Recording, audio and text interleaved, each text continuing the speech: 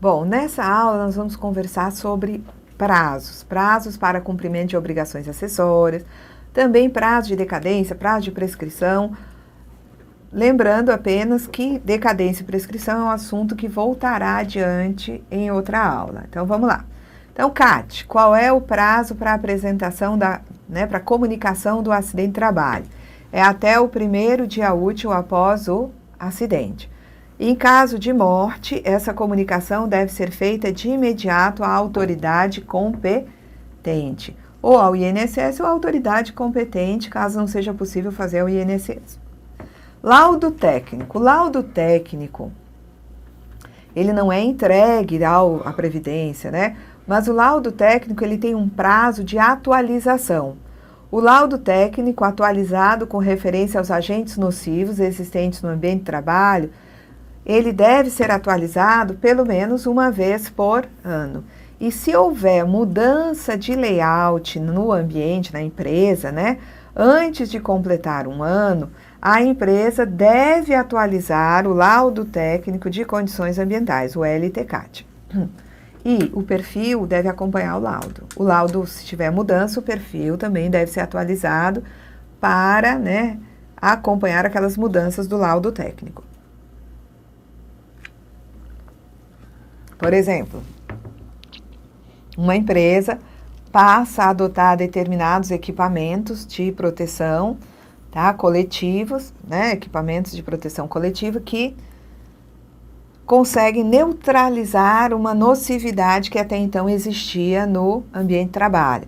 Então, nesse caso, vai haver ali um registro de que os equipamentos eles foram suficientes para, acabar, a nocividade, neutralizar, e aquele trabalhador que antes tinha exposição a agente nocivo com direito à aposentadoria especial, a partir de um dado momento não tem mais. Ora, mudou o laudo, muda também o PPP, ele tem que acompanhar para ficar congruente com o laudo técnico. Bom, exibição dos livros Diário e Razão quando exigidos pela fiscalização. O prazo para apresentar é o prazo que está na intimação para a apresentação desses documentos. Mas os livros, quando eles são apresentados, eles têm que ter registros escriturados após 90 dias contados da ocorrência dos fatos geradores das contribuições devidas.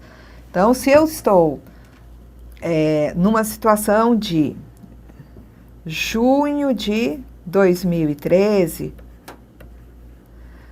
a fiscalização pode exigir não apenas tudo que diz respeito a 2012, ou seja, a escrituração de fatos geradores até dezembro de 2012, do exercício de 2012, como a fiscalização pode exigir, escriturados já, fatos geradores ocorridos em janeiro, em fevereiro. Por quê? Porque já se passou mais do que 90 dias de janeiro, de fevereiro, ok? Então, a depender do momento de junho, eu poderia, ter, janeiro, fevereiro, março, aí abril, maio, junho. Então, eu poderia exigir até março, tá? Estamos no final do mês de junho, já é possível exigir alguma coisa relativa a março. Então, o prazo para que o fato gerador seja escriturado é de 90 dias da sua ocorrência. A GFIP, ela é entregue até o dia 7 do mês subsequente, tá? Se cair em dia não útil, tem que antecipar a transmissão, a entrega da GFIP.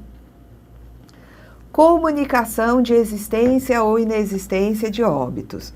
Os titulares de cartório de registro de pessoas naturais, tá? Eles têm que comunicar a existência ou inexistência de óbitos ao INSS. Existe um sistema, que é o SISOB, onde os cartórios comunicam os óbitos registrados com os dados daquela pessoa que faleceu, E também, se não houve registro de óbito, é obrigado a comunicar. Não foram registrados óbitos, mas a comunicação tem que sair do cartório para o INSS. E o prazo é até o dia 10 do mês subsequente. Os municípios, eles têm que enviar relação de alvarás e habite-se de obra de construção civil. Tem que enviar uma relação de alvarás e habite-se de obras de construção civil e também o prazo é até o dia 10 do mês subsequente. Se não houve emissão de alvará ou habites naquele mês, deve-se fazer também a comunicação, tá? Então, existe um sistema criado para isso, que é o CISOBRA, onde os municípios vão comunicar à Receita Federal hoje os alvarás e habites emitidos com o endereço da obra, nome do responsável, tá? E outros dados da obra. Vamos ver outros prazos aqui, tá? Prazo de validade da CND. Hoje, segundo o regulamento, esse prazo tem, né? A CND tem 180 dias de validade, depois dos quais ela deve ser renovada, tá? Essa renovação pode ser solicitada antes do transcurso dos 180 dias. Chama atenção, porém, para a Lei 8.212, porque ela diz que o prazo de validade da certidão é de 60 dias, contados de sua emissão, podendo ser ampliado por regulamento para até 180 dias. E o regulamento realmente ampliou o prazo de validade da certidão negativa de débito, da certidão positiva de débito com efeitos de negativo, para 180 dias, tá? Prazo decadencial. O prazo, né, que existe para a constituição dos créditos decai em 5 anos, tá? Depois nós vamos falar com detalhes desse prazo, início da contagem, tá? Artigo do CTN que fala desse prazo. Eu só chamo atenção para isso logo para a gente ir gravando, porque com a súmula vinculante número 8, o Supremo decidiu que é inconstitucional o prazo que está no artigo 45 e 46 da Lei 8.212 de 91, tá? Que tratam de prescrição e decadência do crédito tributário. Deve-se aplicar, portanto, o prazo decadencial previsto no CTN. Os artigos 45 e 46 falavam num prazo decadencial e prescricional de 10 anos. Não, prazo decadencial é de 5 anos. Assim como o prazo prescricional para a cobrança dos créditos definitivamente constituídos relativos a obrigações previdenciárias é de 5 anos também. Prazo para a guarda de documentos. Vocês vão encontrar em alguns locais que é de 10 anos, né? Esse prazo, na verdade, ele foi modificado. Quando você fala em documentos que serviram de base para a constituição de créditos tributários, os documentos comprobatórios do cumprimento das obrigações devem ficar arquivados na empresa até que ocorra a prescrição relativa aos créditos decorrentes das operações a que se refiram. Então, eu tenho uma folha de pagamento. Essa folha, quando examinada, verificou que existia parte da remuneração nela contida não tinha sido oferecida à tributação. Então, né, horas extras, comissões estavam na folha e não tinham sido tributadas. Então, a partir da folha, vai se fazer um lançamento relativo às contribuições sobre comissões e sobre horas extras. Lavra-se um auto, a empresa entra com defesa, entra com recurso, depois entra na justiça. Ora, esse prazo para cobrança, que é o prazo prescricional, ele vai, né, ter possibilidade aí de ser interrompido, de ser suspenso, mediante todas as medidas adotadas pelo contribuinte. Depois que transcorrer, tá, todo esse processo, tá, você tendo por fim a ocorrência, tá, da prescrição, caso ela aconteça, aí sim a empresa pode se desfazer dessa folha. Enquanto não ocorrer a prescrição relativamente a esse crédito de contribuições sobre hora extra e comissão, tá, lançado esse valor, tendo em vista as informações de folha, essa folha tem que ficar guardada na empresa, ok? Vamos lá. Guarda de documentos relativamente a salário maternidade, salário família, ainda continua sendo de 10 anos, tá? Muito cuidado, porque isso na instrução normativa nós encontramos que quando se trata de perfil profissiográfico previdenciário, o prazo de guarda é de 20 anos. Eu não coloquei aqui, tá? Esqueci desse prazo, tá? Mas adiante a gente vai falar de novo do PPP e do laudo técnico. Então, quando se tratar de guarda de PPP, é por mais tempo, não são só 10 anos. E também, quem verificou já a legislação do FGTS, A GFIP, no que diz respeito à documentação para fins de FGTS, tem que ser guardada por 30 anos, tá? Prazo para que o contribuinte possa, né, pedir restituição de valores indevidamente pagos, 5 anos, é um prazo, né, prescricional para ações no sentido de reaver importâncias indevidamente recolhidas. Prazo para revisão de benefício, 10 anos, esse prazo é decadencial. Prazo prescricional para ações relativas a prestações vencidas. O indivíduo tem diferenças a receber, 5 anos. Lembrar que o direito ao benefício nunca prescreve, mas o direito, né, de ação para pagamentos, para haver prestações, né, vencidas e não pagas, diferenças, né, que o beneficiário tenha para receber, é um prazo prescricional de 5 anos, tá? Deixa eu ver aqui o que mais que nós temos. Prazo também de estabilidade da gestante, é da confirmação da gravidez até o 5º mês após o parto. Então, empregada doméstica, tem esse prazo de estabilidade. Isso não quer dizer que uma grávida não possa ser demitida. Ela pode ser demitida por justa causa. Caso ela seja demitida sem justa causa, como ela é estável da confirmação da gravidez até o 5º mês após o parto, ela vai ter direito a uma indenização prevista para essa situação, tá? Prazo de estabilidade após a cessação do auxílio-doença acidentário, 12 meses, tá? 12 meses, né, da cessação do auxílio-doença acidentário, receba o segurado o auxílio-acidente ou não, a simples cessação do auxílio-doença acidentário dá direito a essa estabilidade. É uma estabilidade pelo prazo mínimo de 12 meses. Prazo de estabilidade para representante de trabalhadores no Conselho Nacional de Previdência Social. Nós sabemos que no Conselho existe aquela representação quadripartite. Governo, aposentados, trabalhadores e também representantes das empresas. Como o Conselho, ele discute questões relacionadas à política para a previdência social, programas. Muitas vezes se dão nas reuniões do Conselho embates políticos entre representantes de trabalhadores e de empregadores. Para que o trabalhador exerça com plenitude a sua representação no Conselho, ele precisa ter estabilidade. Então, um representante do trabalhador e o seu suplente, ele vai ser estável do início do mandato como conselheiro, tá? Lá no âmbito do Conselho Nacional de Previdência, até 12 meses após o término do mandato, tá? Ok? Então, isso é importante porque aí ele tem, né, a garantia de poder exercer a sua representação com tranquilidade, porque ele só pode ser, né, demitido numa situação de justa causa, mediante apuração, né, em processo, tá? Não pode simplesmente ser demitido pelo seu empregador.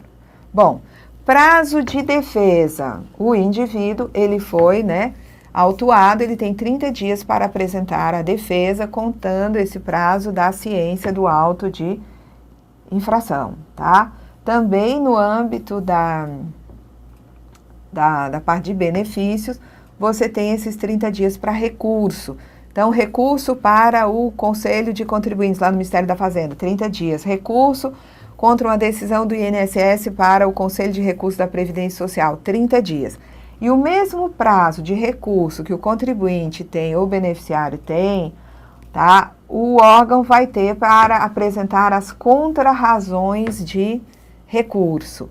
Então, né, quando um contribuinte recorre de uma decisão da DRJ, no âmbito lá, né, do Ministério da Fazenda, da Receita, ele vai, tá, apresentar o seu recurso e a DRJ vai emitir as contrarrazões.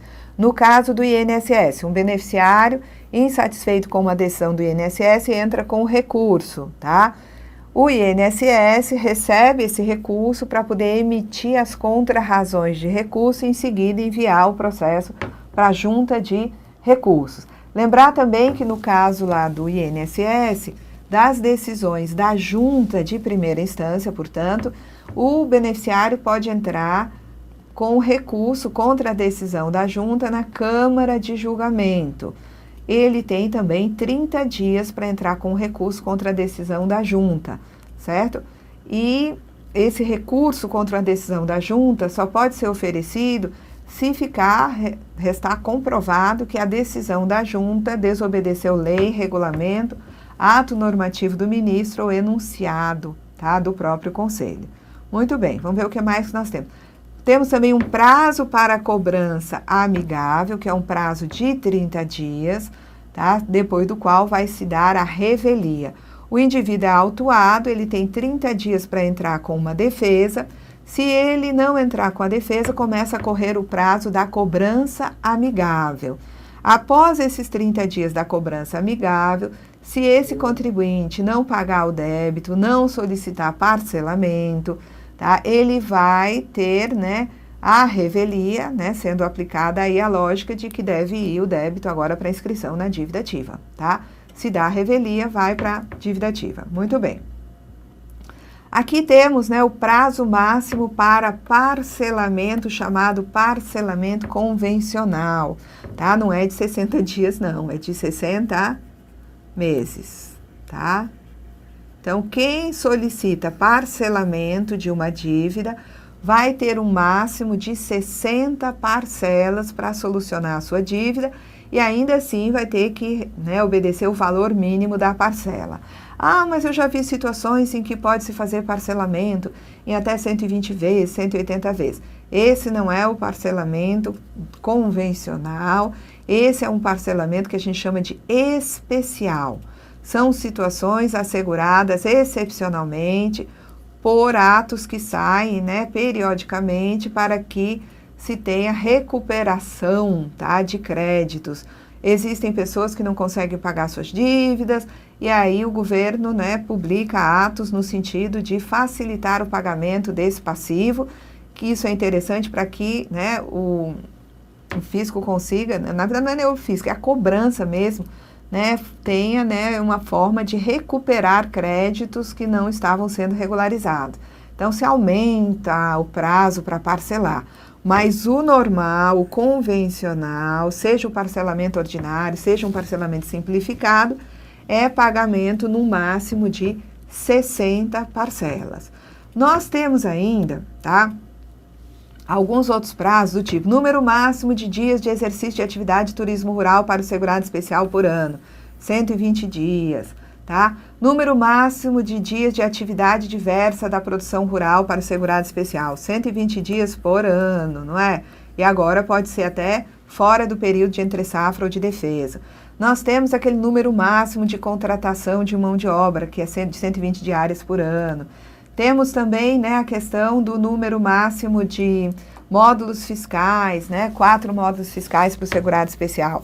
Nós temos também um prazo na área de benefício, que é quando o indivíduo ele é notificado pelo INSS para, né, apresentar documentos quando se tem alguma suspeita de irregularidade de benefício. Ele tem aí uma notificação que lhe dá 10 dias para atender essa notificação. Caso ele não atenda, o benefício vai ser suspenso, tá? E aí ele vai ser avisado da suspensão e nesse aviso de que o benefício vai ser suspenso, ele tem prazo também para se defender, para apresentar documentos, e aí o prazo é estipulado na própria, né, notificação de suspensão do benefício. Tem também prazo para que o operador repasse a remuneração dos avulsos ao ógimo, 24 horas, para que o ógimo pague a remuneração aos avulsos, 48 horas. Prazo esse que pode ser alterado, né, mediante negociação coletiva. Aí tem um prazo ainda no regulamento que fala da fixação da cópia da GPS paga no quadro de horários por um mês. Tá? Isso nem é mais cobrado, né, mas está lá na legislação, a gente não pode ignorar. Tá? Então, são prazos que podem ser cobrados de vocês. Então, falou em prazo, vocês marquem com a caneta lá, né? Ou com o marcador rosa, porque é importante. São 2 coisas que vocês têm que marcar com marcador rosa. 2 não, na verdade são 3. Uma é prazo, seja qual for, né? Número de dias, módulos fiscais também vocês têm que marcar, tá? Quando tem um limitador. A outra coisa que vocês têm que marcar, isso na Constituição Federal, é quando se exige para regulamentação lei complementar. E a outra coisa que vocês têm que marcar é aqueles advérbios assim, exclusivamente ou prioritariamente. Tudo isso é importante de marcar porque pode ser cobrado na prova, ok? Nós vamos ficar até aqui, tá? E na próxima aula estaremos conversando sobre comunicação de acidente de trabalho. Na sequência, vamos voltar a esmiuçar a certidão negativa de débito, que tem, né, ao mesmo tempo, algumas peculiaridades a serem, né, examinadas, e é uma obrigação de fazer, porque para um cartório, quando vai averbar a obra de construção civil, tá, o serventuário ele tem por obrigação que exigir a certidão para providenciar a averbação daquela obra, tá? Então, né, nas próximas aulas estaremos conversando sobre esses assuntos. Até lá, gente!